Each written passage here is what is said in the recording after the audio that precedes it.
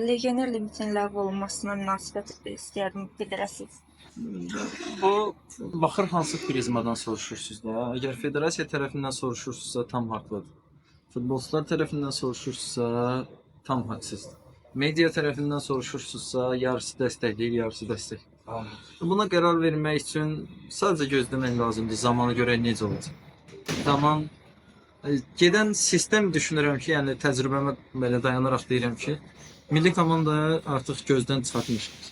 Əgər limitdən sonra milli komandadan hər hansı bir uğur gözləyirsə, məncə bu biraz sadəlövhlük olur. Biz gözləmirik. Biz yetişdirmək üçün heç bir mexanizm işə salmadıqsa, biz milli bəlkə gələn il daha yaxşı çempionat olacaq, bəlkə daha pis çempionat olacaq. İndiyənə qədər bəzi legionerlər gətiriblər, adamlar elə legioner gətiriblər ki, yəni onu yəni heç dövlət müəssisəsinə götürmürsən də işləməyə. Amma onlar onu gətirə biliblər, sala biliblər. Keçən dəfə jurnalistdən biri də deyirdi ki, bu mexanizmi kim nəzarət edəcək odur vacib. Yəni elə düşünməyin ki, legioner limiti hər şeyin üstündən xətt çəkəcək və biz fantastik olacaq. Yox.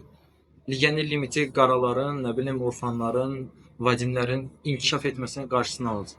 Və sonra biz ayılacağıq ki, bizdə futbolçu yoxdur, yenidən başlayacaq və onda da 5 il 10 il vaxt lazım olacaq bizə.